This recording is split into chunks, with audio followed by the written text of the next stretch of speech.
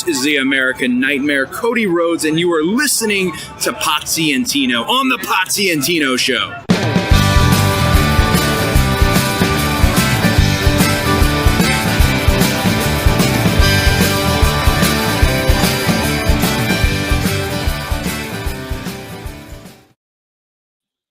I guess I don't have my microphone plugged in. Ladies and gentlemen, boys and girls, children of all ages, the Pots and Pans Network brings to you its tag team champions of the world, the Road Dogg Tino Gray, the badass Rob Potsy Potcheck. As always, we are known as the Potsy and Tino Show. Tino, how are you doing, my friend? Tired and well, it was a weekend, so went to Hickory on Friday. Had the secondhand reunion. How'd that go? Fucking phenomenal show. The place was packed. But drove back Sunday. Got up Sunday. Got on the road about 10:30, quarter to 11. So it said I'd be home about 1:30. Okay, driving. About 20 minutes. About 20 minutes outside of Apex in the Jeep. Check engine light comes on. I'm like, fuck. I'm like, just okay. So check engine, maybe I can still make it to. It's 20 minutes. I'll go to AutoZone. They'll put it on the thing and tell me, what the fuck's going on with it. Started losing power because I could feel pushing the gas down, and I'm like, fuck. Well, let me pull over. As soon as I pull over, smoke starts coming from under everywhere. I'm like, son of a bitch. And it wasn't steam, it was smoke. You could smell it. I popped the hood and it's fucking the smoke coming up. I can see coolant all over my engine, and I see the radiator cap just steam coming out. What the fuck is that? Right. So I called AAA, and I knew it's going to take forever to get AAA. I called my father-in-law. I called Cole, couldn't get a hold of her. I called my father-in-law. He goes, you need me to come? I'm like, no, AAA's going to come. I'm having tow me to the shop. So father-in-law came anyway. So when he got there, we raised the hood again. Then I noticed that my radiator hose was off. The clamp, I don't know where the clamp was gone. The radiator hose was just hanging. I'm like, well, fuck. That's what. So my father-in-law, like, all right. So we had it towed to the shop. We get there. He goes and he gets a clamp. He goes, the AutoZone gets a clamp. We put a clamp on. We pour all the fluid in there. The bitch wouldn't turn over. It wouldn't turn over. It wouldn't. I'm like, fuck, what is going on? So I said, all right, well, I was thinking, oh, the radiator, the radiator hose is off. It's simple fix, right?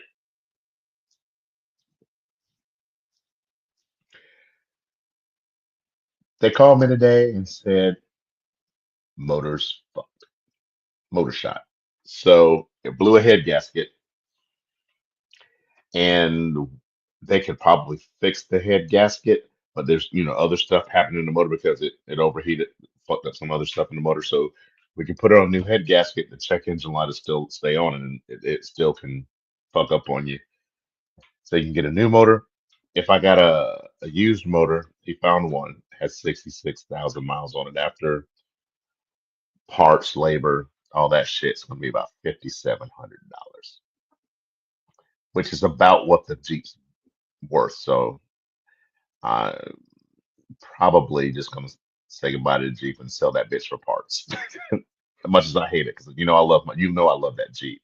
I do, but luckily you at least have the truck. Yeah, I still have the truck. And Nicole's like, well, we were gonna, that was gonna save that for Matthew. Now we gotta, worry about buying Matthew a car. Then that's gonna, truck. Now I got my truck, and Nicole was up for a new car, and it's just a whole lot of bullshit. So we'll just ride her car till it dies. Because we were gonna pay some bills off, so we can afford, have another car payment. Well, my nephew has the Honda CRV that every other week he wants to sell it. He doesn't want to sell it. He wants to sell it. He doesn't want to sell it. Why was it? Well, because he built his own car. He built a Mazda 3 for himself. So he likes that one because it's got the fast engine and everything else. Where the Honda Why, keep going CRV back? looks kind of like a damn minivan. So What year is it? I don't know. It's the old one my sister had. Like, Uh, but even at this point, I think it's got 125,000 miles on it, and it's a Honda, so I mean it runs forever. So, did he but buy it from Shorty, or she's let him have it? so they financed it to him with 0% interest. So he's paying on it monthly, but and apparently with the way car prices are now, like used cars, it was still worth $8,000 when he bought it. So he's paying Oh it damn! off. So he's paying it off, but I mean, like I don't know. I'll talk. I'm sure I'll see him at some point in the next week. I could probably ask him. What's this? Um, $8,000. Good night move. well, he's had it for 6-8 months now, and he's been paying on it. So I think that's what they sold it to him for. Uh, So damn. You see, Chris Barrett said, "Not true up. I had an '01 Accord that transmission blew up on. Only had 175,000 miles. Damn. 175,000 miles. We're talking a 24-year-old vehicle there, Chris Barrett. I'm going to say that in car time, it ran forever. Yeah, but well, the Jeep is a 2014, and I think it had probably had about 150,000, so it was getting up there. This shows how long you and I have known each other, Tino. I remember you getting that brand new. I got a 20, yeah, because when I wrecked my because I got uh T-boned in my little silver car that I loved. I loved that silver car. I was like, dude, I was never getting rid of that car. Then I was like, well, I got to get that damn Jeep. But I mean, I remember you. I remember you driving up in the Jeep the one day and being like, "I got a new car." Got the car. Get Jeep. And like I said, that car, because it was a 2014. It was a Patriot, and they don't make those manual. That was a 5-speed. I love that thing, dude. So And now I'm stuck with the truck. The Jeep was a 4-cylinder. This truck's a V6. It's about to eat my ass up in gas. so you're not the only person with car things going on this week. Uh-oh. Uh, so remember how I told you I took my car in like a couple weeks ago to get the oil changed and everything else. So I did all that, and initially, and because I've even talked about my DUI and everything, I've got one of the blow and goes on my car, right? So when I was there, I knew that there's a major recall on my car because the turbocharger on the car will just stop working from time to time, and it says check engine, and then when it does that, it also tells me that my engine power is reduced on the vehicle. Okay. So right now I've got the engine power reduced thing going on with my car. Well, when they were like, "Oh yeah, just bring it in for the recall," it's just that's going to take about 2 days to work on. And I'm like, "Okay, what do we do about the breathalyzer on the car?" Right? And he goes, "Oh, well, we'll get a bypass code for that. That won't be a big deal." I'm like, "Okay." So they call the place to get the bypass code, and they're like, "Oh, you can't do a bypass code on it anymore. They don't do that anymore. They do where you actually have to physically bypass it in your car." Oh, damn. So of course, the car dealership at that point says, "Well, if that's the case, since our guys don't normally do that work, to bypass that thing, they've got to charge you a $250 diagnostic fee." So I'm like, I'll just come back in August when that thing comes off anyway, and I'll just get, I'll just do the recall at that point. So this week they call me up and they say, "Hey, we got the parts in for your car. Are you going to set up an appointment? We have to have the car for 2 days." And I'm like, "Do you guys not remember the conversation we had about this? Like we agreed that I'd just keep the car until August." Well, all of a sudden, I guess the manager at the dealership heard that they wanted to charge me a diagnostic fee for this thing. And he was like, "No, we're not charging them that. Like, we'll do the work. Like, it's not that difficult to do. Whatever. They'll walk us through it. We're not charging them. So tell him that because he's got recalls out on his car and we've got the parts, he's got to bring that car in." So last week they're like, "Well, what days work for you?" Well, if you're gonna have my car for two days, and by the way, because I have to have that thing on the car when I drive it, I can't take a loaner for 2 I was days. about to ask you. Yeah. So I'm going to be without a vehicle entirely for 2 days, right? So I was like, well, I can't have a loaner unless you guys work that out with the other guys, like I can't do a loaner or whatever. So I'll have someone pick me up and I'll just leave the car there with you guys for 2 days, whatever. They're like, all right, that sounds fine. Okay, cool.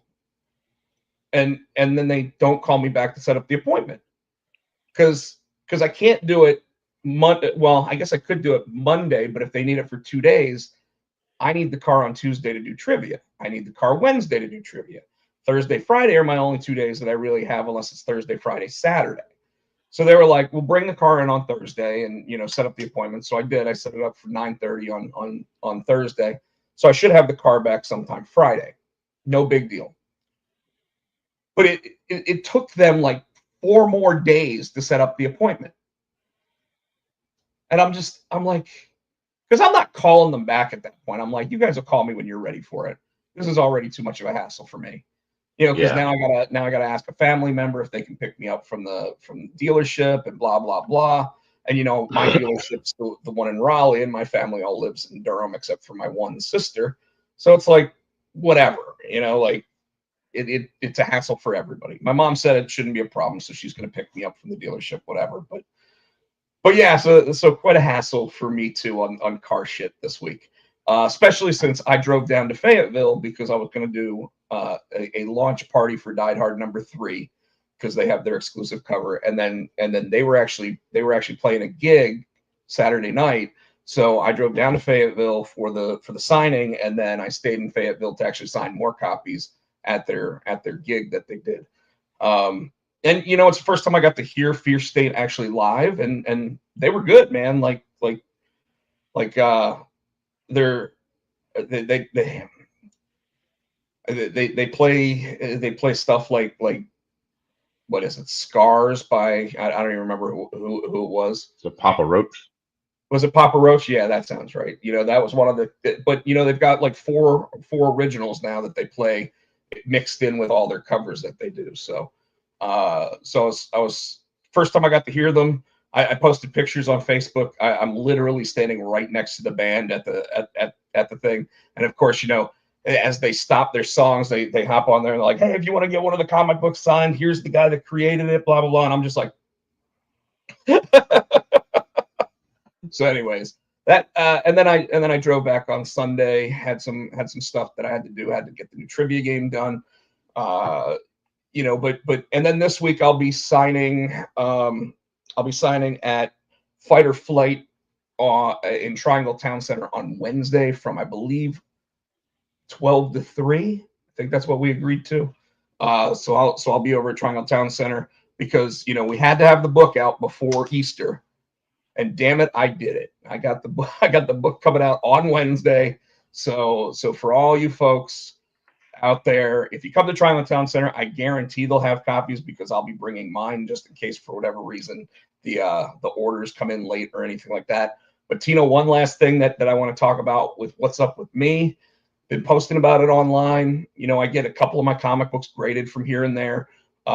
Normally I get my stuff graded because I want to see how it comes back, and I like having my name in the database for being someone who's signed stuff and whatever over there. But MegaCon this year in Orlando in January, the guys from the Dragon's Lair all were down there, and they bought copies of one of our favorite artists. His name's Miko Suyan. He did a secret variant for the Crow book that was coming out. There's only 150 copies, and basically my buddy Bernie was like, "Hey, if anybody wants it, let me know." So I messaged him instantly. I was like, "Hey, I want it." It was like a $60 book because he gave it to me for like what he bought it for, not for what it's selling for online. And then he asked if I wanted it graded, and I was like, "Absolutely, go ahead, send it off, get it graded, whatever." Well, it came back this week, and the typical grade that you get on signed books is anywhere from a 9.4 to a 9.6 to a 9.8. Okay. And it's a 10-point scale, but they always seem to come back as like 9.8s, right? Mm-hmm. So I've got the book right here. It's pretty cool looking cover, right? All right. He's standing in front of the grave site and everything. Signed by Miko, the artist. And Bernie messages me and he goes, I think you're gonna be really, really excited about the grade. And I'm like, okay, I'm expecting a 9.8. Okay, cool. And he goes, you want me to send you pictures? And I said, sure. So he covered up, like my hand's covered right now. He covered it up, and he's literally like sending pictures of all different spots on the book, and he's got it covered up where the grade is. And then he video messages me and he goes, hey, I'm just fucking with you. You ready to see this? And I'm like, yes. And he goes, all right, here it is. You ready? Wow. So Damn. so it came back as a perfect 10. That's the one he gave you? This is the one that I bought. Yeah. Wow. So grading and everything came back as a perfect 10. So what does that mean for people who don't know? So first of all, there's only 150 copies of the book in existence, right? So it's already a tough book to find. So just finding it on like eBay, it's $150 to $175 just for the book. Okay. A 9.8 is going for about $250 to $300. There was 199 in his group of the books that came back as well. So another owner of it actually got the second highest, another one they call Gem Mint, which is a 9.9. And I have to assume that in existence, out of the 150 copies, there isn't going to be another 10. Like it's just almost impossible. So I have no idea what it actually is like worth, but it's in the collection now. So if you were to sell it, you could be rich. I would say that it probably increases the value by about 3 times. So it's probably worth $600 or $700. But like that's also dependent upon like how popular the book is, whether or not like they come out with another Crow movie, things like that. Like if and when you want to sell it, you got to wait for the right time to do it. So Chris Barrett says I can name my price, and I bet I can. Like I could probably go on like an eBay live and sell it, and it'd probably go for $1,500-$1,600 just because like there aren't any, and so far I haven't seen any 10s. In fact, I was asking Bernie at the shop. I was like, Bernie, how many 10s have you guys had come back total in the time that you've been sending books to get graded? And he goes, about 5. Oh, damn. And that's every book. Okay. So only 5 of every book he's ever sold has come back as a 10. Wow. So yeah, so I was pretty excited about that. Because again, like, a book that you're picking up at a convention and then sending off to get graded and everything, a lot of times you damage the book just because of, having to pack it and everything else. Now, granted, Bernie's really good about the stuff that he does. He brings them in like hard boxes and stuff so that they actually stay without getting damaged. But nobody expected a 10, So that was something that was really exciting for me. Again, this week doing a signing, Triangle Town Center, 12 to 3. I'll probably be out there before 12. I'll be signing with Billy Parker because he did the action figure variant for Die Hard number 3. So we'll be signing those as well as all the other copies. I'll bring the metal covers out and stuff like that so everybody gets to see exactly how cool this stuff is. In fact, I actually I'll get up real quick and I'll show you guys if I can get around this cable. The metal cover of the Dragon's Lair exclusive, where they're Nice. where they're killing members of the band. That's funny. Yeah, so those, we were signing all those books the other night. The band members all signing them and everything. So I got a question for you. It's kind of like off of comic books, real quick. I know the parking situation at your house, and you sent me a picture. Did you get that taken care of? Did you send a note off like you said you would? The parking situation at my house. Yeah. So you mean the chair? Yes. I should have created a banner for this one. Michael, yes, it is in Raleigh. It is off of Capitol, right? Boulevard. Yeah. Yes, and Chris Barrett says the Karen. I would call her the ultimate Karen. So the day after I messaged the homeowners association about it, and they apologized to me because she's had the cops called multiple times on her and everything. The chair was gone, but now she's parking even more differently. So you remember that she would always like back it in a Diagonal. corner between the two spaces, right? And that allowed me to turn so that I could back into my space without really any issues. Well, now she's parking diagonally the other direction. So it really just looks like she gets home drunk every night. And how many? I'm gonna hit her car with my truck one day, trying to back in and out of that. I don't care. We still have thoughts that Dominic believes that. What's up, Mr. Helios? Dominic believes that when he came into town for the week that he did, that she hit his car. I remember that. The rental car, and he had to call in a police report, and the police were like, I bet it was that woman right there. So yes, and yes, the Karen. So it didn't Tino, get better. what's that? It didn't get better. Well, it's not a chair just in the middle of the street now.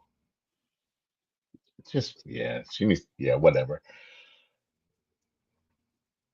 And I don't know what the homeowners association can do. I don't know if I don't know if it's something that she can that they can tell her that she's got to move out or anything. I don't know if they can do that, but like the police keep getting called. Like at some point, like the police are going to get tired of coming out for the disturbance. So I don't know. I just think it's hilarious that one time in like a year and a half, somebody parked in her spot. And since then, she's been a bitch about everything. Like a bitch to the point where the cops have been called both on her leaving a dog outside in the July heat. Obviously, the homeowners association called the cops on her multiple times now.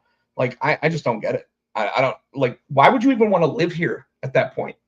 So it's just a pain in the ass. I guess we'll talk about what TV shows we're watching. Why don't you start with Daredevil Born Again and your reaction? You might even have to read it to the crowd. Yes, because you're like, because I don't think you had watched it yet, or you didn't know what I was talking about.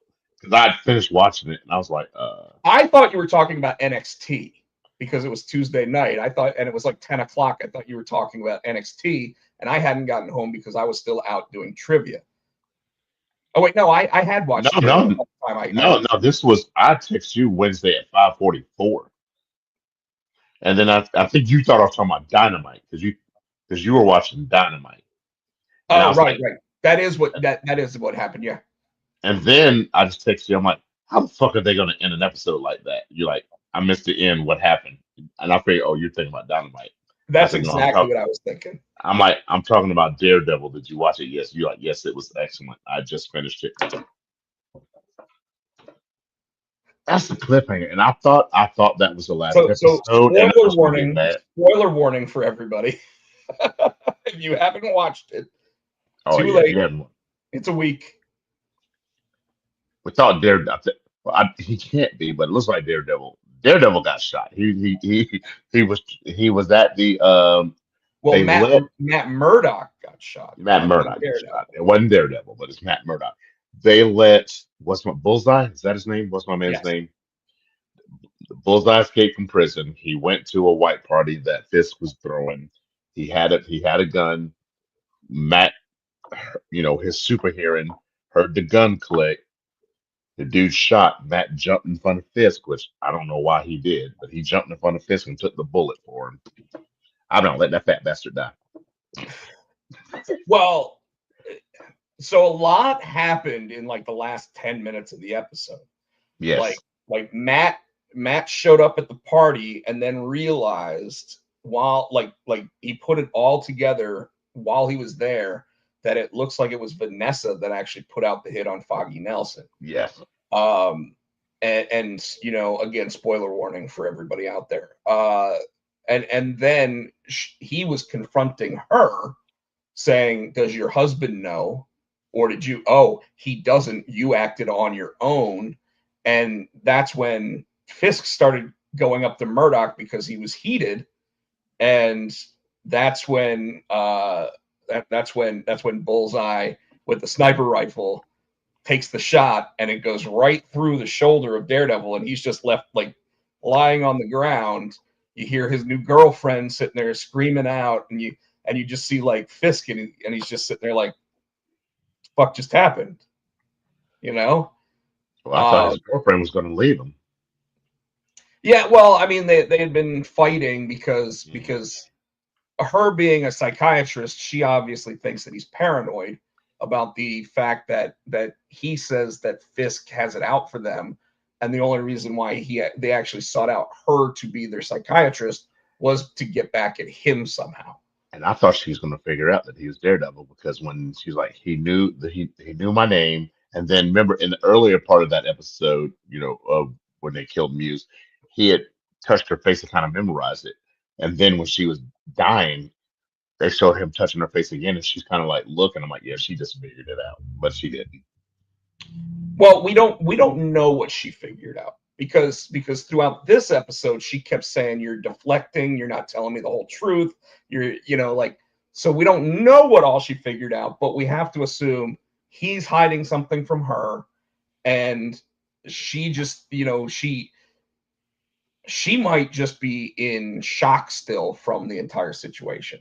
Because the thing that I kept finding funny was that Matt kept saying to her that the vigilante type that Daredevil is different than the type of bad guy that Bullseye is. Yeah. And she's or Muse, and she's just sitting there like, well, they're both little boys that just, you know, want to put on a mask because they don't want to, they want to pretend, you know, that kind of shit. And it's like, holy fuck, like it's, the show has been so good. Oh, dude, I think what, this week's the last episode. I'm like, yeah, so tomorrow's. I was telling Matthew, he goes, "Oh, they're gonna have a season." I'm like, "Yeah." He said, "When?" I'm like, "Dude, it's gonna be next year." He was so mad. He was so mad. Yeah. He is so pissed. But so what else you been watching? Watch that. I've been catching up on because I never really finished Invincible, so I've been catching up on Invincible. Obviously my CSIs. I got one. I got to catch up on, because we didn't get to watch last night because I was so busy. I didn't get to watch Watson, and I saw that there was an Irrational I need to catch up on, and I don't know if there's a Found. So I got a few I need to catch up on. So Found was really good this week. Okay, so I need to catch up on Found and Irrational. Yeah, because you know, because we were talking about how Margaret figured out like that the woman was actually Sir's sister. So there's some elements there. I won't go into them for you, cool.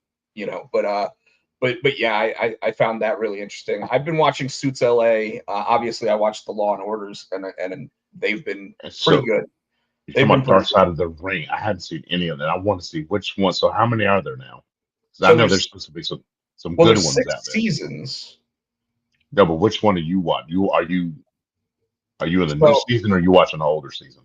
So how I watch Vice right now had 2 episodes up for this season. So I watched the Mick Foley Hell in a Cell retelling, which was insane because they actually interviewed like his entire family.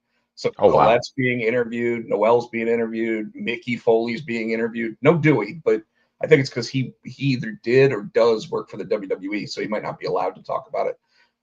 They talked to Jimmy Corderas about it. You know, that one's a really good episode. The second episode this season was Ludwig Borga.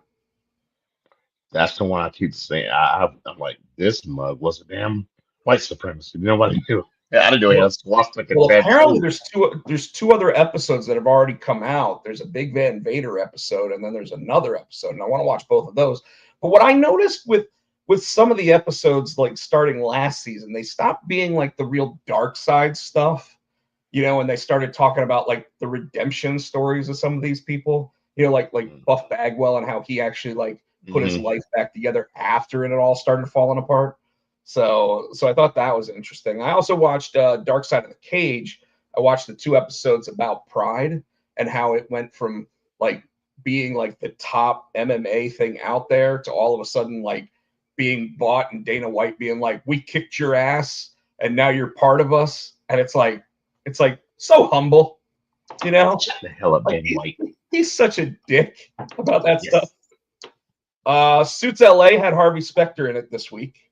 Oh, nice. So and it was interesting because he had been in one episode earlier in the season. This season or this episode, he's in a flashback sequence, and then at the very end of the episode, he's standing in Ted Black, played by Arrow, played by Stephen Amell. He's standing in his house, and Amell sits there and goes, "Why?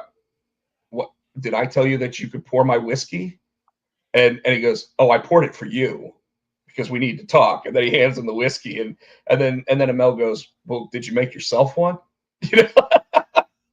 And apparently it's because the next episode is actually going to be a here and now episode where Harvey Specter and Stephen Amell's character fly to New York and actually try to make sure that the bad guy doesn't get out of prison. So Got it. So an interesting way of playing it all together. But better than the first appearance of Harvey Specter on it, because that was such a letdown that this one actually kind of felt more like, okay. But I really wish that he had signed on for more than just 3 episodes for the season.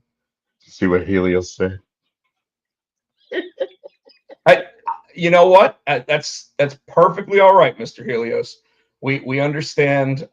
You can turn it back up now. We've ended our conversation on Daredevil. I'm not Tomorrow heard is you turn the volume down. so someone else can write in the chat that we've stopped talking about Daredevil now. And yeah, so the other shows though, like I didn't see a new Irrational. I mentioned that I watched the new Found. I don't think there was a new Watson, and I don't think there was a new Tracker this week. Okay, cool. So I didn't miss anything. All right. Yeah, and what I really hate is because I watch a lot of the stuff on Paramount and Peacock and all those. I hate the fact that they don't tell you when they're going to have new episodes. Mm. Like Netflix, if they've got a new season coming out, it says new season coming this date. Cool.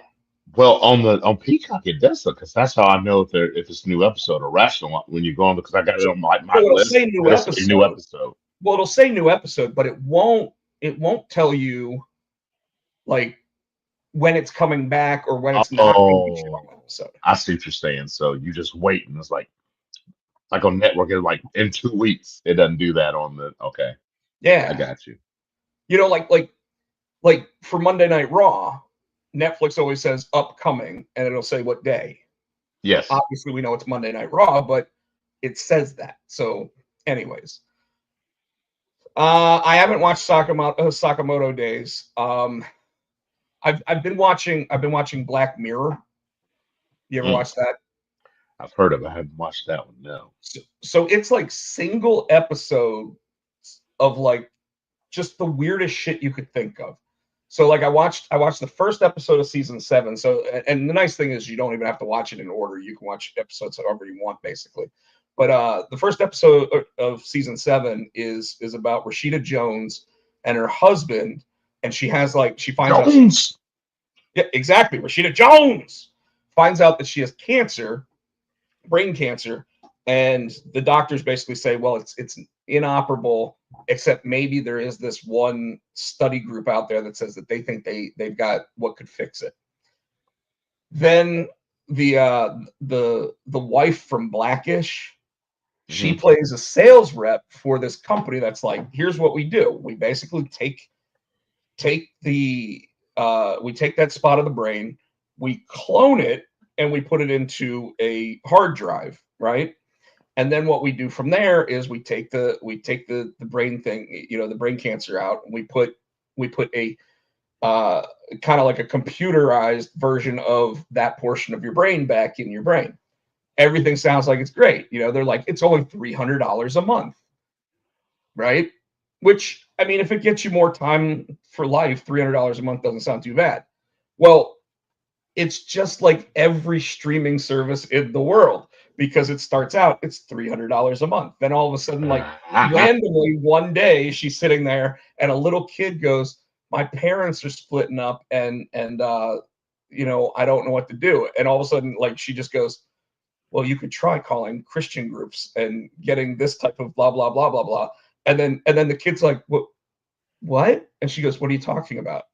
So she had an advertisement play, and it's because her service, because she's only paying the $300 a month, she has commercials now.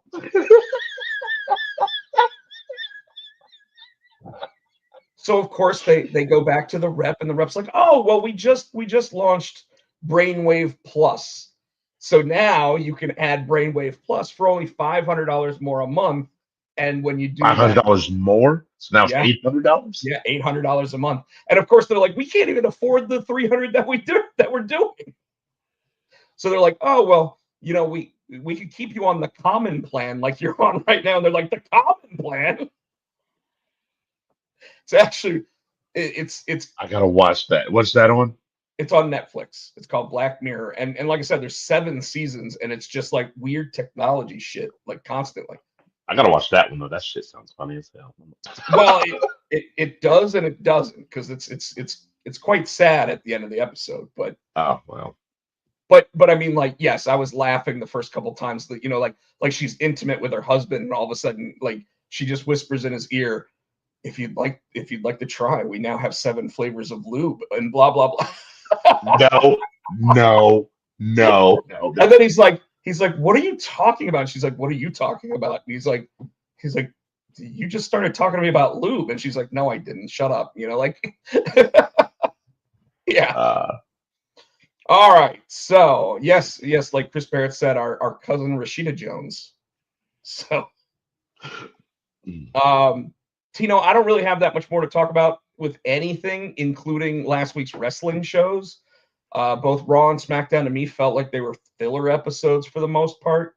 The only thing I want to talk about, I mean, Ray Phoenix looked great. Yeah. Sorry, I was putting that Black Mirror on my list, so I remember to watch it. I do want to. Another thing I really want to talk about. I remember, and we talked about it kind of before we came on last week. I was saying, oh, with Jimmy. I mean Jay. Oh yeah. Okay, so that was on Raw. So yeah, just real quick. I remember saying, because you were like, this whole Luther, excuse me, Luther. Now I'm thinking Luther, damn, Ludwig Borga. Gunther and Jay storyline is just kind of like, and I said, what they need to do. I said, what if they use that to have Jay snap? Like he saw his brother get beaten, get bloodied, and that's what took to make him be serious and make him, not. And I was like, damn, they must have been watching real time. They watch our show. Because when we got off here, what the fuck happened? Gunther was out there going to talk shit. Jay came out, like you said, all black, serious. And even the commentary was like, he was all black. He wasn't even dancing. He wasn't eating. He serious face and got in the ring. And while he was talking, every time he'd stop, like the crowd would go yeet, and he was sitting there going, he'd wave them off. They're going, don't yeet me. Not today. This isn't a yeet moment. And then he came home with it. He goes, I'm not scared of you. He said, I need you to hug your wife and your son. He said, and when I lay down, I'm going to pray. He said, I'm going to pray for the man I have to be. He said, because I got to get you. He said, I'm going to get you. And I'm going to take, and that whole, it wasn't, I don't say snap, because he kept it calm, but it was very serious and controlled. And he was even shaking. I'm like, dude, this dude he's giving a hell of a promo. Yeah, He's giving and that it, it promo was fire. I think we talked about it a little bit last week where I said that some of this build, because it was 8 weeks of building for some of these matches, kind of started to let off the gas. They really dropped the steam. And this match never really felt like it was hitting on all cylinders until this promo. And I'm going to tell you that the thing that made it the best that it could possibly be Gunther's was reactions. that Gunther gave that slight reaction of, oh fuck. Yeah. Yeah. It was at that moment that he realized he'd fucked up. He fucked up. Like, and you have to give Gunther all the credit in the world there, because while Jay is the jovial, big lights, bright city, all this stuff character, he sold it. Like, know what it reminded? I'm sorry. No, go ahead. It reminded me of, because even Mick Foley has said, remember when, you know what I'm talking about, when Mick Foley came back and he said, I can't face you. I can't do it, but I know someone who can, and he started ripping off the clothes. And he said at that moment, if Triple H hadn't sold it like he did, because all Triple H had to, because all he did was rip his shirt, and Mick said all I did was rip my shirt, and Triple H could have gone, and that would have been over. But he sold it, and that's what Gunther did last night with his facials, or not last Monday, with his facials and his reaction to it. You're right. He was like, "Oh shit." Well, and like when you have a moment like that, Gunther, like, it always feels unnatural that the one guy's saying everything and the other guy's not saying anything back. But it was because when you saw how Gunther was reacting, that he didn't have the words to sit there and snap back, because he wasn't ready for this. Not only that, but you remember as soon as Jay got in the ring, he said Gunther went like that, and Jay smacked the mic out of his hand. That's one reason he had to show it in his face. He didn't have a mic, and he knew not to pick that mic up. He looked like at certain points he actually said, "You made me do this." It's like he had that like it was your fault that because I said, if you pick me, I'm going to make your life a living hell. And I mean, like, he didn't really make Jay's life a living hell. He made Jimmy's life a living hell. How does that feel if you are Jimmy Uso, knowing that you're missing WrestleMania because they bitched you out for your brother, right? Like the build was let's get Jimmy out of there. I'm sure they'll take care of Jimmy on the back end. Well, and obviously we're gonna, folks. It obviously is our WrestleMania prediction show. I put that in the like lead in and everything for the show tonight. I don't want to talk about what our predictions are for this yet, but I do think that this match is going to open the show at WrestleMania. Oh, they already. Oh, you didn't. Friday. No. I know that they broke down the both nights, but I think this is going to be the opener. Oh, yeah. So we'll talk about that more as we get to it.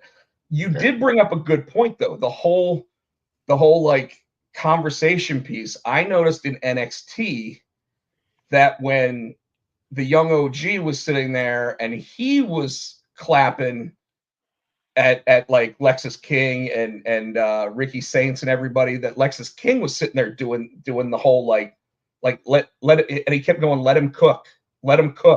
And the audience, and he wasn't doing it on the mic, so he wasn't sitting there like trying to make it known that he was doing that, but he was definitely trying to give the young OG his spot there, so that way like he could get all that out, because that crowd, even the small one at the Performance Center, or the WCC or whatever the hell they call it now, like even in those smaller crowds, it can totally fuck up how you're supposed to deliver. And we've seen that because we saw it with Tiffany Stratton and Charlotte Flair just 2 weeks ago. So the crowds wanting to become too involved in this stuff recently have caused issues. Now, granted, it's because like with a Raw or a SmackDown, you want to be able to cheer for your favorite guys. So you want, with a Jey Uso, you want to yeet, because if you can't yeet, like, Jey Uso Yeah. got nothing. He's just a twin at that point if he can't eat. Yeah, but I think that promo, he needed that promo to put him just a little higher. You know what I mean? Take him up to that next level, make him put him a little higher. He needs more promos like that. Oh, And he's absolutely. And you know that there have been promos like that in the past from him that I don't think ever got to this level. You know, like his promos last year going into like SummerSlam against Roman, you know, or the year Mhm. before going in against Roman, you know, like those never really like they cooked, but they didn't really have that heat that this one did. Yes. And I mean, like let's be honest, you know, like I kind of wish that Adam Pearce had come out and said this match is now going to be no disqualification because I worry that if they decide to keep the belt on Gunther, that it's going to be a Jimmy or a Jey Uso getting disqualified. And Well, again, then I don't want to talk about that yet because we still got tonight too. They still very well could. So we'll see. yep. Uh, on AEW Dynamite and Collision last week, I felt like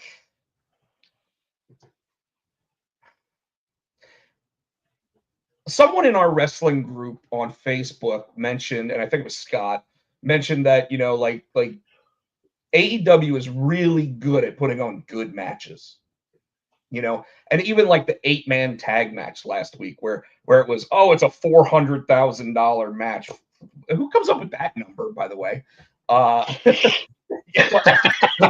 No shit, but you know what I mean. $400,000 match, 8-man tag, like, and it's just random dudes thrown together. And by the way, it's random dudes all making more than $1 million a year. So, you know, like, and but I will say that I liked the all 4 guys slapping Ricochet on the head at the same time. That was that made the whole match for me.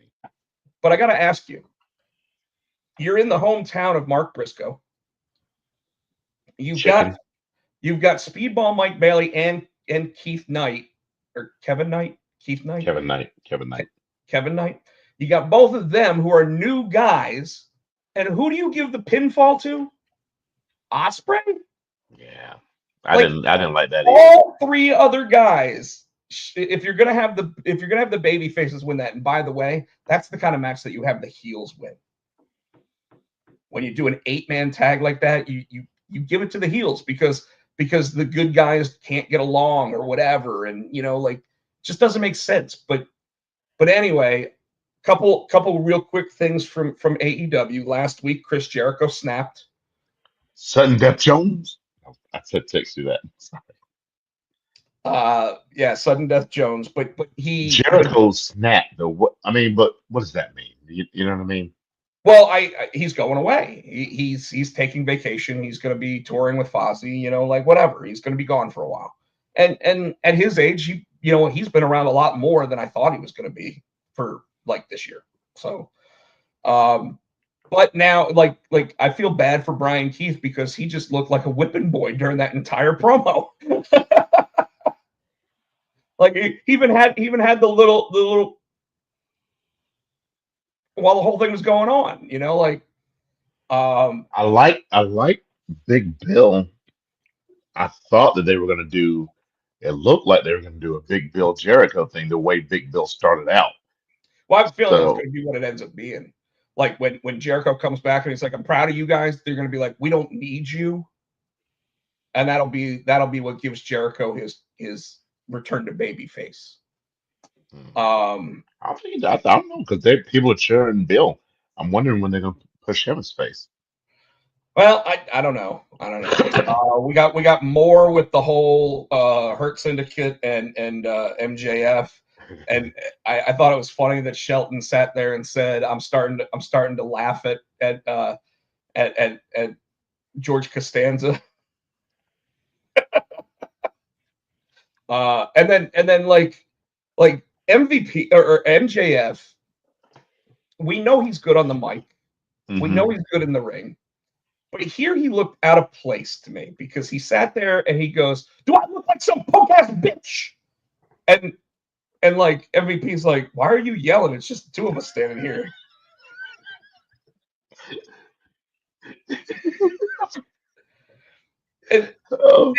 How did he get through the door knowing that Lashley and Benjamin had just walked out that direction? Yep.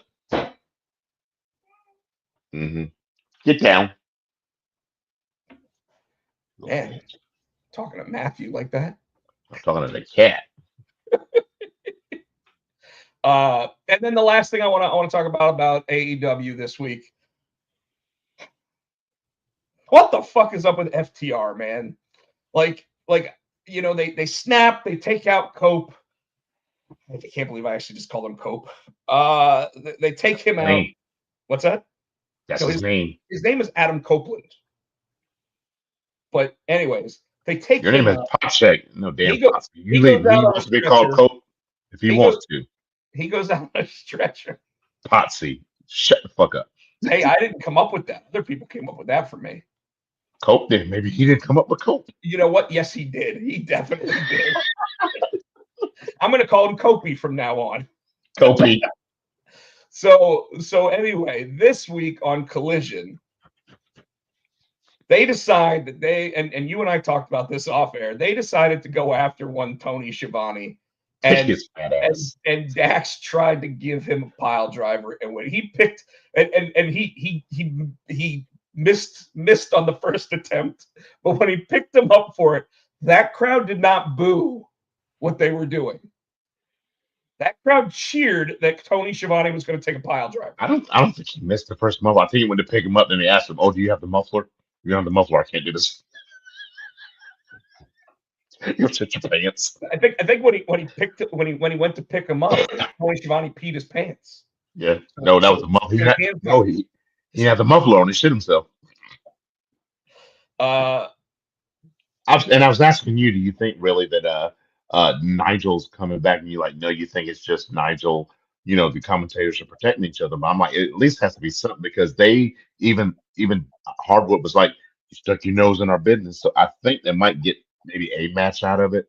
Yeah, well, I mean, like at this point, we know that Nigel's cleared. So, but he's got to pick his opportunities, pick when he's going to do it. Is it going to be something where he has to take on another partner so that he actually has a tag team that can go against them, or is he just going to go up against Dax or Cash, right? But it looks like it's going to be Danny Garcia, because Danny Garcia comes out and he goes to pull them off of Nigel, and they just shove him to the ground, and then they turn around and they go, "Oh, we didn't know it was you." What the fuck does that matter? They might have thought it was if it was security or refs, it's cool, but I almost thought when he came down later for the match of them of FTR 2.0, I almost thought Garcia was going to turn. I thought we were going to have a swerve until they fucking tried to kill him. Yeah, exactly. So those are the only things that I really wanted to talk about that before we actually get into the meat and potatoes. One more thing about the Collision. They cracked me up talking about Collision is going to be on Thursday because of the game. Like, no, you don't want to be against WrestleMania. Don't fucking lie. Well, I thought they were doing Collision at like 3:00 in the afternoon on Saturday. They said, fuck it, they're doing it on Thursday. Think about it. What did you got? Was it NXT on Saturday? And then you got WrestleMania? Or is NXT Sunday? And NXT is 9 a.m. Vegas time, so 12 noon. Saturday or Sunday, though? Saturday. See? Dude, listen to this shit, okay? Friday, you've got SmackDown going 8 to 11, right? I thought it was earlier. Oh, no, because that's right, their time. It's still 8 here. Right, it's 5:00 their time. The Hall of Fame is right after. No. It starts at 10 p.m. their time. So SmackDown goes 5 to 8. The Hall of Fame is 10 p.m. their time. It's 1 a.m. here. 1 fucking a.m. I want to watch that shit. No way. I'll watch it the next day. Well, think about it though. Like you think CM Punk, who is I think he's inducting somebody. You think? Yeah. Yeah. Oh, he's inducting the Bret Hart and Stone Cold match. Yeah. You think that he really wants to be out until 3:00 in the morning Vegas time so that he can have his match close the show at 11:00 the next night? He's an old man. He wants to sleep. They got DDP and damn fucking Jake the Snake Johnson. Old asses out there too. Well, yeah, but they're not wrestling the next night. That's true too. You know, seriously, like CM Punk gonna be out, and unless he's the first one to go. Yeah, probably will. They'll probably let him be the first one to go since he's got to wrestle.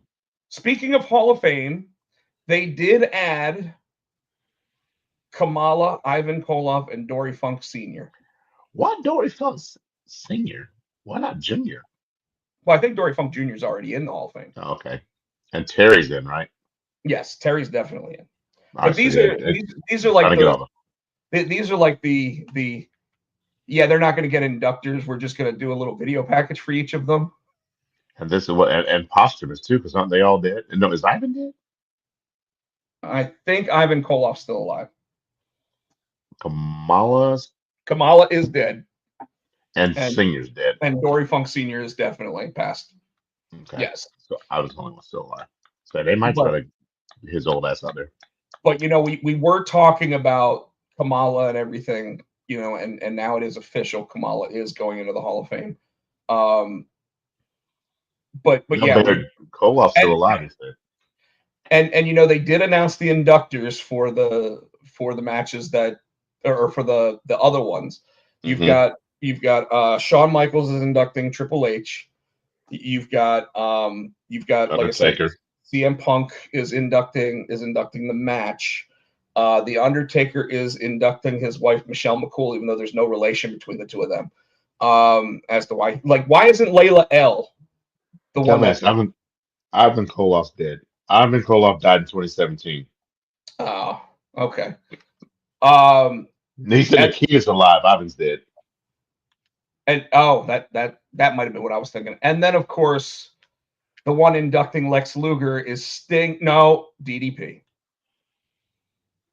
No, and apparently what Dave Meltzer and all the other dirt sheets are saying is that neither Sting nor the WWE reached out to Tony Khan to ask if he could. I'm wondering if he will be in the audience and they're just not allowed to show him on TV.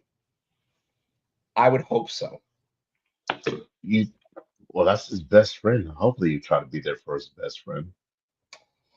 Well, you know as well as I do that if one's working for the other company, they don't normally get to talk about any of it. Although I did watch the WrestleMania 9 documentary this week. I don't know if you saw it on Peacock, but they talked to Jim Ross in it, and it's recent Jim Ross. It's not like when they normally say 2014 is when they talk to him or anything. It was recent. And I know that he works for AEW, so it was a little interesting that it seemed like they did talk to him in that. But anyway, you ready to talk about Stand and Deliver? Yeah, let's get out of here. Oh, get it going. All right, so you've got the card. Yep. So I don't think they put this shit in order, so we're just gonna talk about it as that because I couldn't find one. I don't think any are in order. We're gonna do Oba Family, Trick, and Javon Edmonds, and that's gonna be for the NXT Men's Championship. Now, I am gonna say they're gonna swerve the shit out of us, and Javon's gonna win. I'm just gonna say Javon's winning. I think they're gonna because I think because Oba and Trick are so it's kind of like Rhea and Bianca, and they're kind of like keep pie facing Io. I think Oba and Trick are gonna be so much going after each other that I think Javon's gonna be able to get one of them. Well, we had been talking about how we thought that Trick Williams was in charge of that new group. What if it's Javon Evans that's actually in charge of them? Then they jumped his ass. Well, I guess they could just swerve us. Yeah. So to your point, I like the idea of Javon Evans walking out as NXT champion. Not saying that he's going to hold it long, but No. I do like the idea of him walking out. unless that group is with him, whether Black State, unless or Dark State, whatever they call themselves.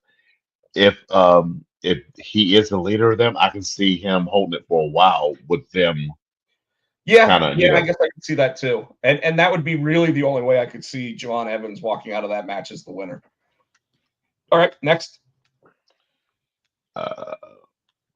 Julia fucking surprised me, but I'm trying to think. I don't want to ask you if you thought she was a heel, but it's going to be Julia, Valkyrie, Jada Parker, and Jordan for the women's championship. Again, I think Jada Parker's gone up twice and lost twice. I think it's her time. I don't think Jordan's ready yet. I don't think they can give it to Jordan yet.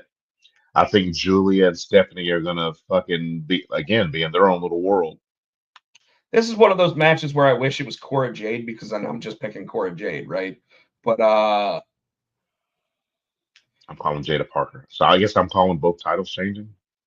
I mean, I kind of see that too. I don't like that every match for NXT Stand and Deliver is a multi-person match. I don't think it is it? No.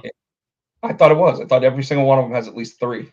Well, there is, and the other, well, all of them except one. So, but I will tell you with this match, I don't like the idea of Vaquer losing yet because she really has only had that title for like 3 weeks. So I'm going with Vaquer. Okay. Well, we're gonna because all the championship matches seem to have because it's Fraxium against. Well, no, it's not. It's Fraxium against the Gauntlet winners. I think they're doing a Gauntlet tomorrow. Okay. And the tag team champions will defend their championships. And wait, Fraxium are the current NXT champions and will defend their championships in the tag team Gauntlet match. So it's going to be the Colling, Josh Briggs, and Yoshiki, whoever that dude is. Yeah. The No Quarter Catch crew, Hank and Tank, and Tyson and Tyreek. It's time for Hank and Tank to win. That's what I'm thinking. And it is time to get those titles off of Fraxium. And I think Hank and Tank's the team to do it. Yep. Okay, next. And this, I guess there's only not that many matches because they only have 4 listed. I thought there was going to be 5. I thought both North American championships are going to be defended.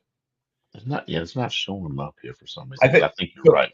So if I had to guess, the North American title on the men's side is going to be. I have the men's. They don't have the women's one listed. It's going to be Ricky Saints and Ethan Page. That's it. I still want to call him Ricky. That's going to end up being a 4-way dance because Lexus King and well, no, I guess Young OG is not going to be in it, but Lexus King still has his title. He's got I still see Lexus King getting entered into that match somehow. Yeah. Well, they have to do it tomorrow. And then the women's, who has the belt right now in the women's?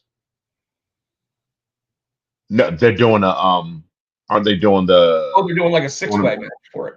Yeah, and why not list it? Because it isn't official yet. I guess the competitors aren't. Either way, that's fine. Yeah, that's just weird. All right, you ready? You ready to do? So Saints and Page, you never said who. Ricky Saints just won. I keep wanting to call him Starks. He just won that belt. I'm gonna see him losing it right now. Yeah, I see him holding it. Okay. You got fired up, or you just got that? So here you go. I think this opens the show. I wasn't sure.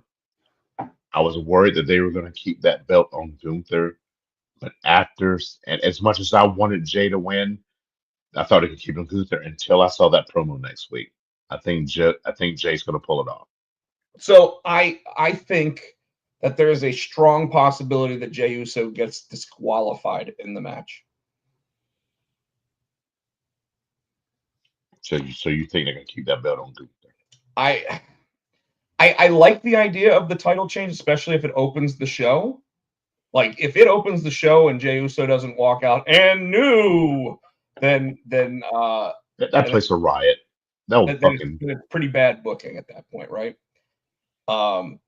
They could always start with so Michael Turner, no, how dare you? Yes, I'll go with Jey Uso because I think they have to pull the trigger on it because people are already. I'm one of these people, but I'm already mad that main event Jey Uso wins the Royal Rumble and doesn't main event WrestleMania. And nobody cares this year. Last year, the entire internet community rioted to get Cody Rhodes back in that main event. This year, Jey Uso wins the match to be the main event at WrestleMania, and no one gives a fuck. Now, so I said that should open the show. You know what should be on the pre-show?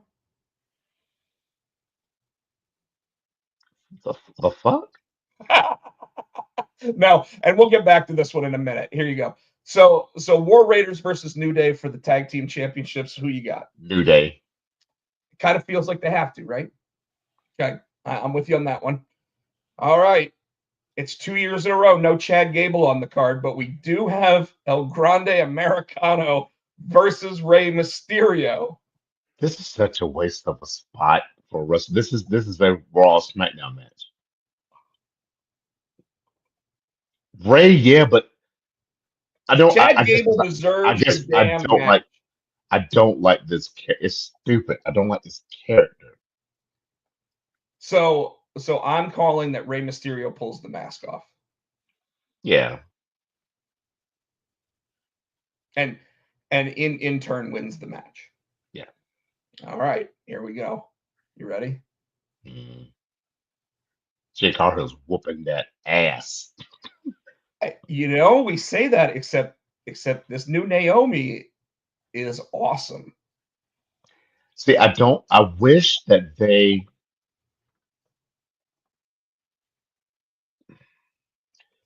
should have had this match. When is the women's championship match? And there's a reason why I asked this, right? Because if Bianca wins her match and then comes back and helps Naomi beat Jade to say, yeah, it was me all along, right? So their match is on Sunday night. Yeah. So if Naomi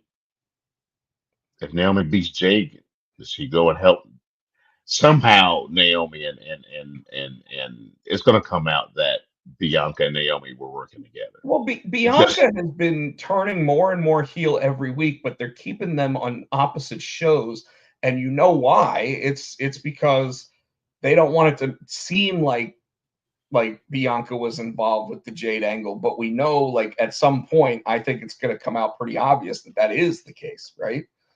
So, but for Jade to be out for months like she was, I think Jade wins, but I think Naomi at the end fucks her up. You know what I mean? I could see that, or I could see Naomi winning and the same thing happening where Jade fucks her up. Okay. So who you going with? You going with Jade? I'm going with Jade. I will go with Naomi because I love this new character of hers. Although I also do think that her new character is pretty bulletproof and eating a pin. Except with all the razor blades she had. You see all the razor blades. Came back to the WWE. She has been a whooping horse for everybody. LA Knight versus Jacob Fatu. I'm calling it now. I've been calling for a while. This man's been a star. It's his time to shine. Jacob's coming away with that belt. And if he doesn't, it's because of Solo Sikoa screwing him, or Braun Strowman screwing him, because neither one of them are on the show. You know what I find really interesting? I thought Solo might be the one that ended up going against Randy Orton. Remember, I'm trying to fix that tag team match they had. I think that's to throw everybody off, but I did see that there was an incident backstage at SmackDown a couple weeks ago. It sounds like where one of the people that was like setting up catering, Solo Sikoa, went to grab a plate and he slapped it out of Solo Sikoa's hand and said it's for wrestlers only. And it's because Solo hasn't wrestled. Damn. But Solo was left off a Royal Rumble. While he came back at Elimination Chamber, he didn't have a match on that. Now he doesn't have a match on WrestleMania. I'm wondering if this would bring Malachi back. Well, Aleister Black, but Alistair. I kind of think the same thing. Although this match right here, you're absolutely right. I can't see Jacob Fatu not winning this match. It sounds like a foregone conclusion. And like I said, the only way that it doesn't is if there's a schmozz finish where you end up getting Braun Strowman or Solo Sikoa to interrupt. Randy Orton Friday night, and you, Mr. Randy Orton, he's on point, man. He's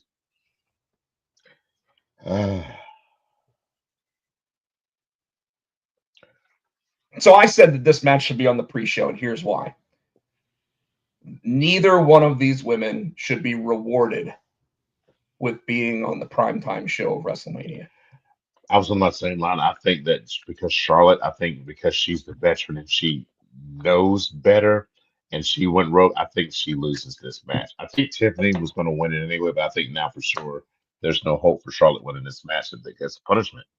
So the backstage talk about this was that neither of these women know who is supposed to win this match yet. So the fact that both of them clapped back at each other the way that they did, apparently people are taking Tiffany's side more than they are Charlotte's side.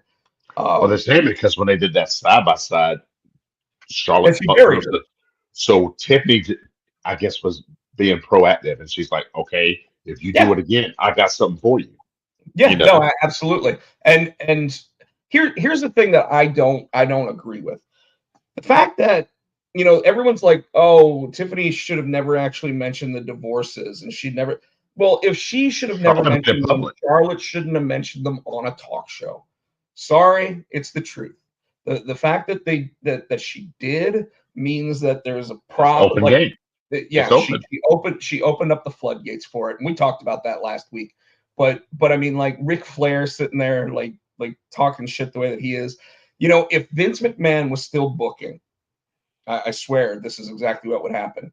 This match would happen. Ric Flair would come down, and he'd somehow try to do the ball thing to Charlotte, making her lose the match, and then Tiffany would be forced to make out with Ric Flair. That's how this match would have been booked if Vince McMahon was still in charge. Because you know how he cucked everybody else and all that bullshit? Like, that's exactly how he would handle this. He'd be like, oh, what do you think of that, pal? Like, so who wins? Oh, that's it. Tiffany wins. I agree. And you know what? I don't see this being the first match on the card. I see this being the match right before the main event. Specifically because I think the WWE does expect that there's going to be backlash from the fans on it. So it's going to be like the type of match that you want to be able to get up and go to the bathroom during. Look at Mr. Helios says. Charlotte wins, then costs Cena the match so he doesn't break Daddy's record. And you just said if they put this match in front of the main event, which the main event for night one is, no. Oh, it's that one. I thought it was the other one. My bad. Yeah, no, it should be the other one. Because right now it looks like John Cena's set to win that match. And like I said last week, I don't see a WrestleMania world where we send the folks home unhappy. Yes, yeah. And a heel Cena is going to do that. But I also think we're going to get the schmozz finish here because I've been saying it for 4 or 5 weeks. I think Seth Rollins walks out with Paul Heyman. Yeah, it's starting to look like that because what's the favor? Because last week, Seth goes, now you owe me a favor. See, I think that was a terrible thing to do in that moment because now it makes everybody think that Paul Heyman's going to go with Seth Rollins. Whereas before that, it was like the internet darling story to do that. Now it seems like it's the foregone conclusion. And we all know that Seth's favor wouldn't be something so stupid. It would be something along the lines of, after I win this match, I get a world title match. Yeah. So that is, and so who we got in this? I'm saying Seth Rollins. I'm still going with Punk. And I'm going to tell you why I also think that this one is Seth Rollins again. You ready?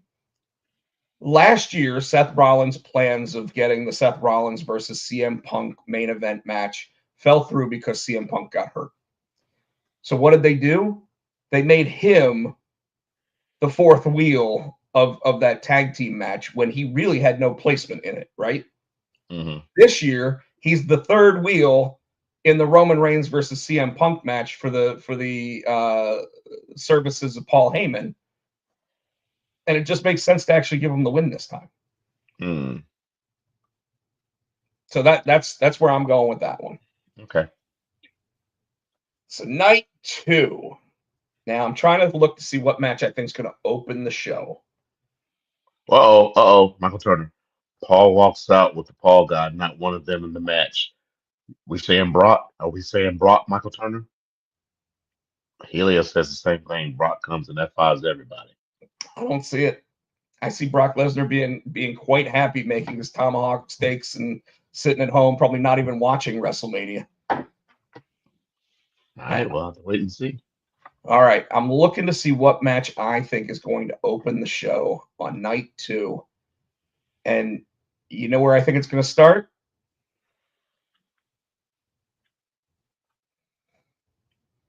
Dom. I don't know if Dom wins, but I think that this is the implosion of the rest of the Judgment Day. I think it implodes because Dom wins. Well, this is obviously going to be a no disqualification because 3 and 4-way matches always are. So you're going to get Carlito. I think we get JD McDonough to return. So who I have newfound respect for. That motherfucker's tough as shit.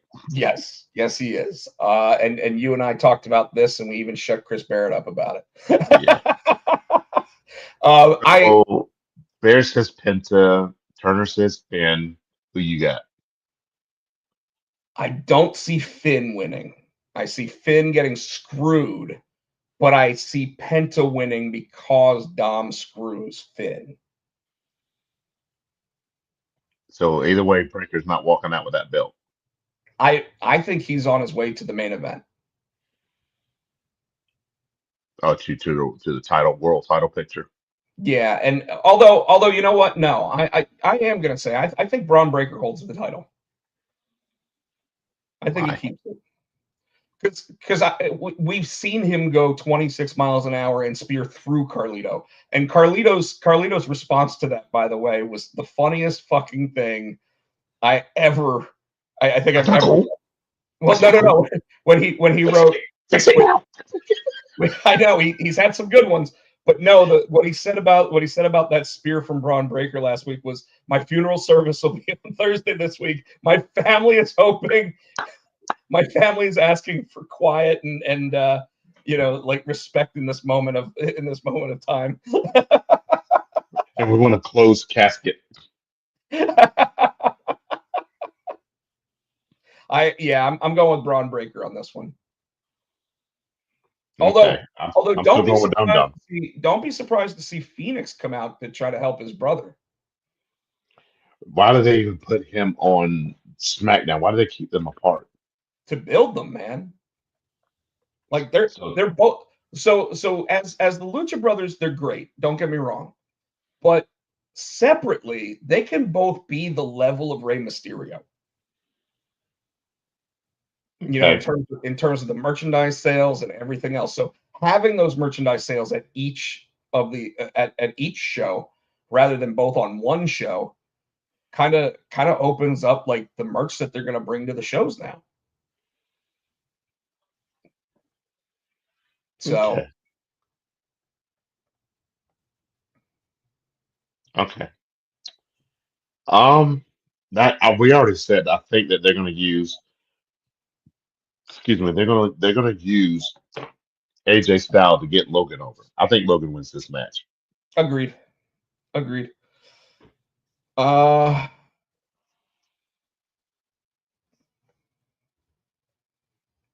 Let Raquel keep it because I think Bailey's going to turn on Lyra. well, see, I think that they win the tag titles and they do that classic, like, where animosity starts building up between the two of them. Okay. So I go Bailey and Lyra. And by the way, they had a fire match last Monday. Yes, they did. That was easily Lyra's best match since being in the WWE and Bailey's best match in a long while. They brought it. Yeah, good chemistry with it.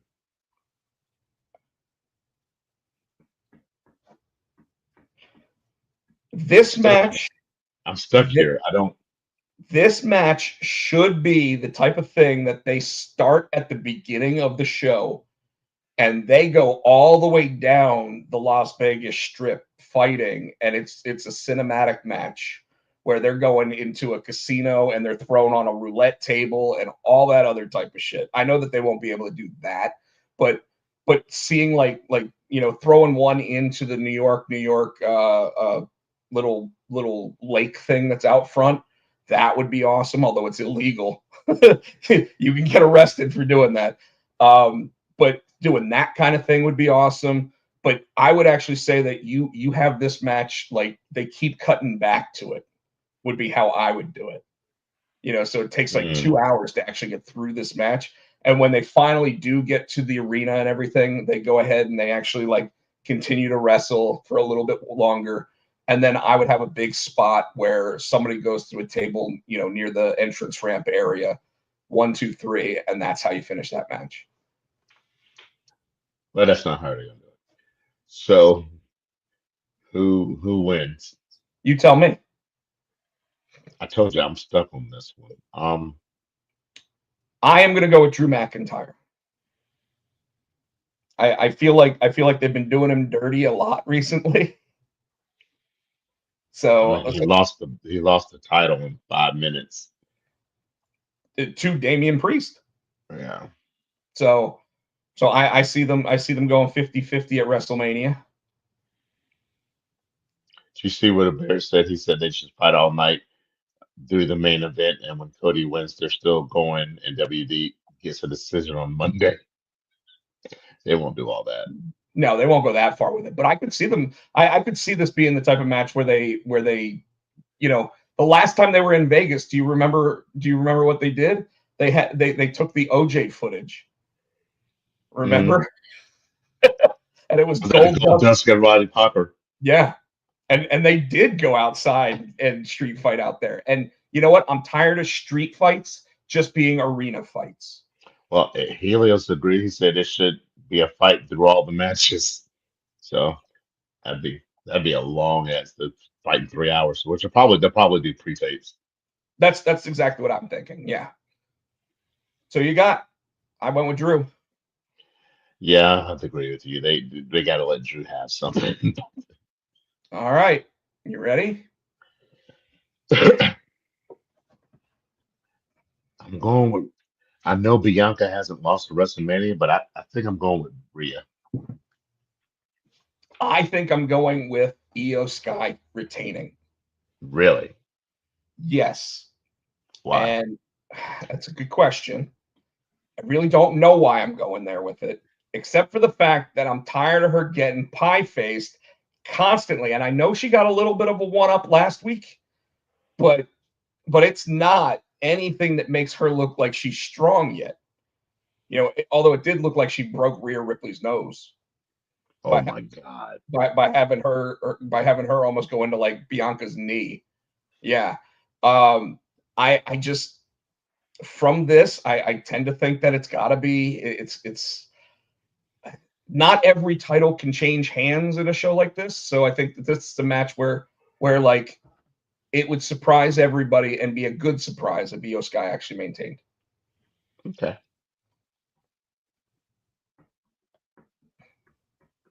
That's why I said Aleister Black comes back. So here's the interesting side of this. It could be Solo Sikoa, right? Could be Tama Tonga. That's the letdown, right? Could be Nick Aldis. That'd be my first choice, but I don't think That they'll do that it. would be where I'd want it to go, especially since one, Randy Orton did flat out say that he he's going to apologize to Mickey James in advance. Like you start bringing wives into it, and suddenly the whole idea. I liked how Randy Orton did mention, hey, I gave you an extra 50 grand Yeah. last time for when I do it again, and he's like, I don't want your money, I want your respect.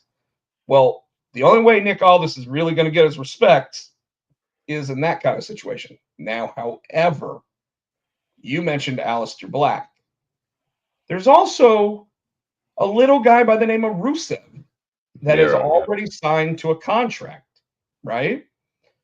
What if it is Nick Aldis, and to make sure that Nick Aldis wins the match, Nick Aldis turns heel and Rusev comes out as his muscle?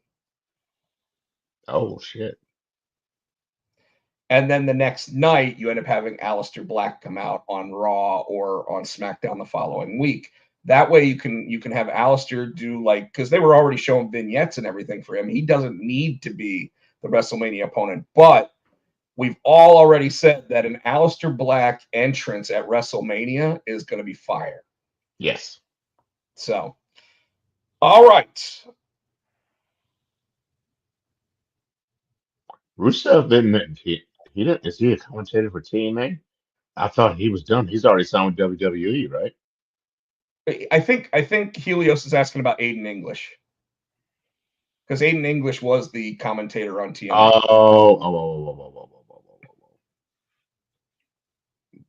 Got it. Yeah, He- Aiden English. I think he's a commentator on TNA, Helios. yeah. So Cody Rhodes versus John Cena. Now, let me ask this question first. Since John Cena didn't change his look, didn't change the way he speaks, didn't change any of that demeanor, is he going to change and move away from the 5 moves of doom? Or is he just going to accentuate those moves so when he does the you can't see me, he does something a little bit different, and then he really rubs up those 5 knuckles for the 5 knuckle shuffle? Hmm. Well, he's already said he's not changing his music. He didn't change his gear, so I don't see why he would change the 5 moves to do I mean, because we don't deserve it.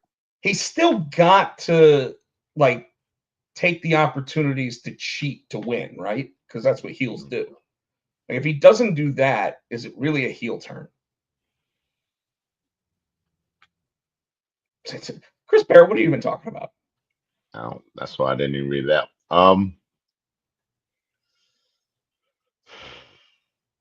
I would guess so. I mean, I don't know what they would change on the 5 moves to do. Is he going to make sure that there's a ref bump here so that way he can cheat? Oh yeah, So and I'm okay, sure The Rock will be out there, or or Travis. we You don't. know, I mean, we don't know if The Rock's going to be there. that would be cool if we did. If we got he kind of, but I don't think the Doctor of Thugonomics. And you just made me remember something that we do have to talk about when it comes to The Rock. And I do have a listing on here about The Rock anyway, so we're going to talk about that. Okay. Who you got?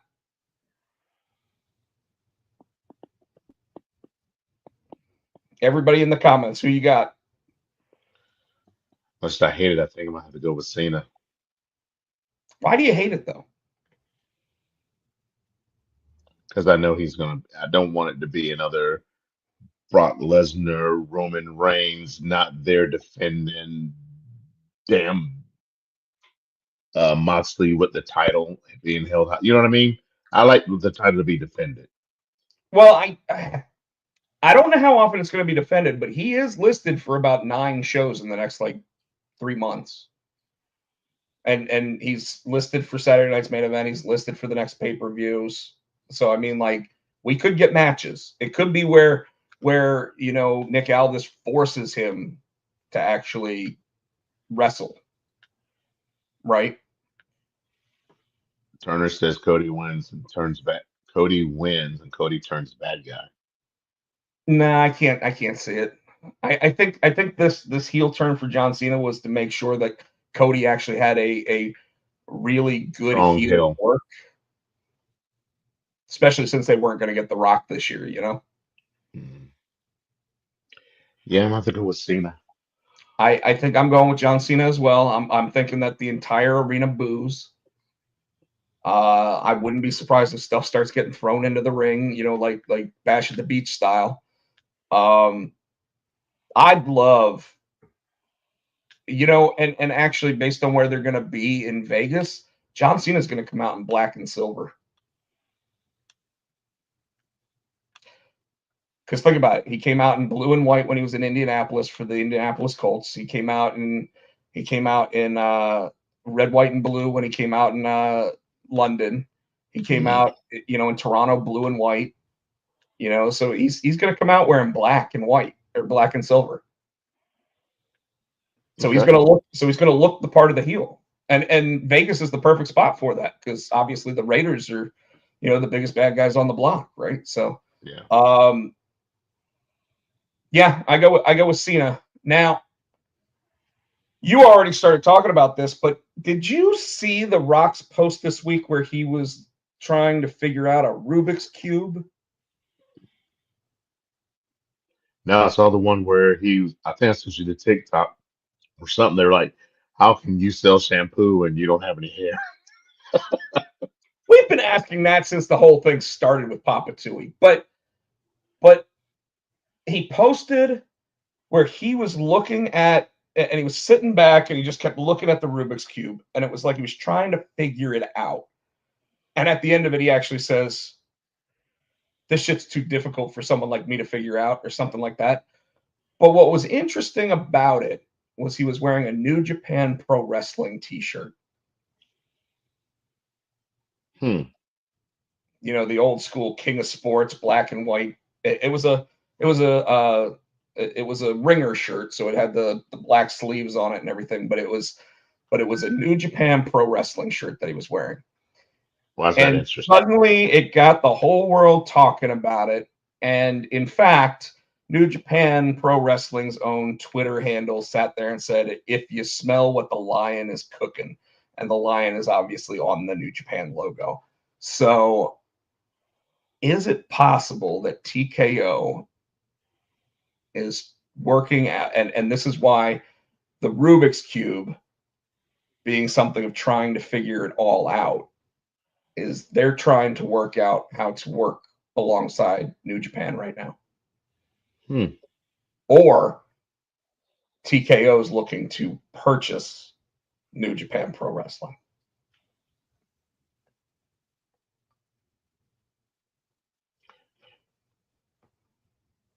Doesn't AEW use a lot of New Japan? Don't they have something going with New Japan? Agreements end. So WWE is trying to be petty.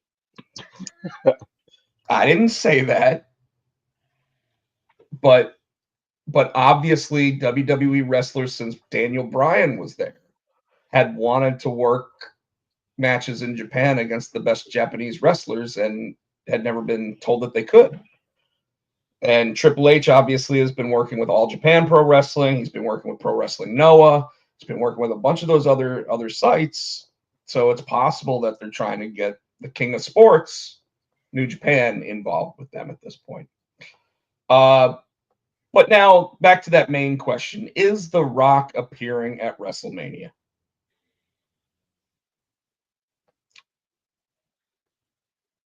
With him being a board of directors person, I think it's going to be very telling if he shows up on SmackDown this week. It'll be more telling if he's sitting in the audience when they're doing the Hall of Fame. But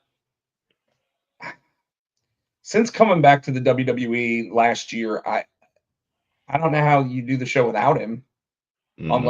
unless his schedule just really doesn't allow it. But I mean, And even then, Cena sold his soul to The Rock. I mean, it would make sense for The Rock to be there. which they still haven't explained.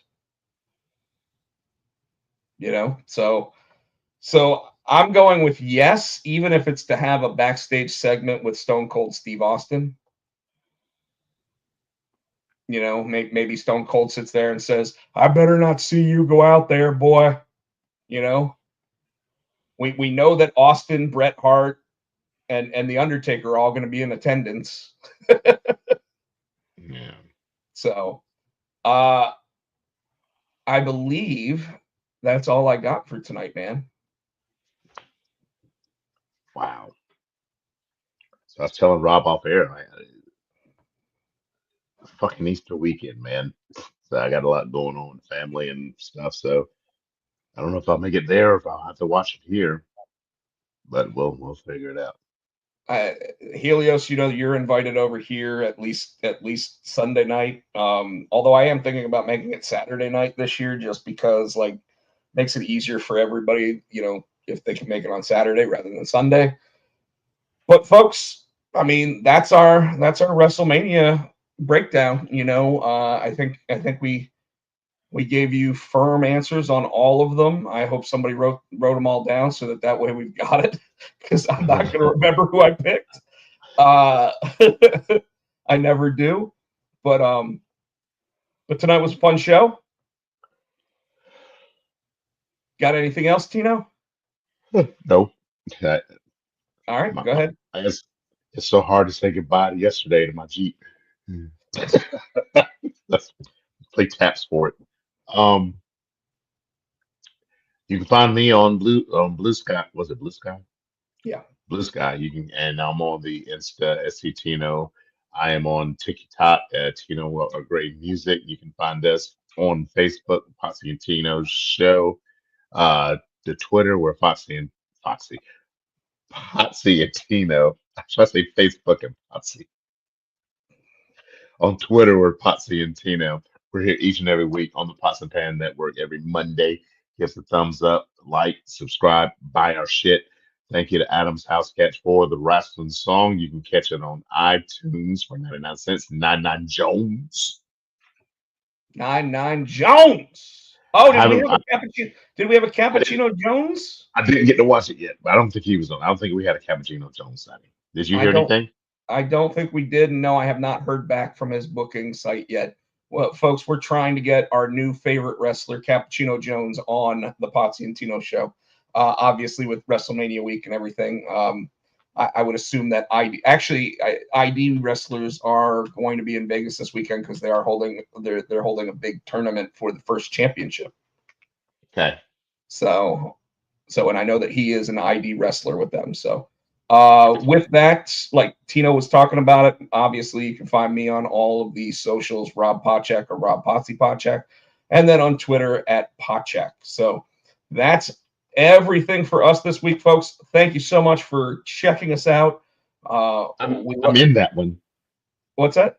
Oh yeah, you're in Zor. So and as you see, I am asking everybody goes to ringgoawards.com and nominates Zor for best kids book. That one, I really think that we have a chance to get nominated and possibly win the award. I would also ask that, you know, if you want, you are more than welcome to vote for or nominate me for best writer. But I know that bigger name writers are going to be up for that one. So I'm just hoping to get the nomination for best kids book. Folks, thank you so much. WrestleMania is this week. The whole week is full of wrestling. I know our buddy Jason is going to be out in Vegas this week. He's taking in all of the other wrestling shows. I don't even think he's going to WrestleMania. He's not going to WWE shows. No. Our buddy Shavar will be at WrestleMania at least one of the nights. So good luck to them with their travels and everything. We're thinking about you. Make sure that you travel safe. And we will see everybody next time. Good night, everybody.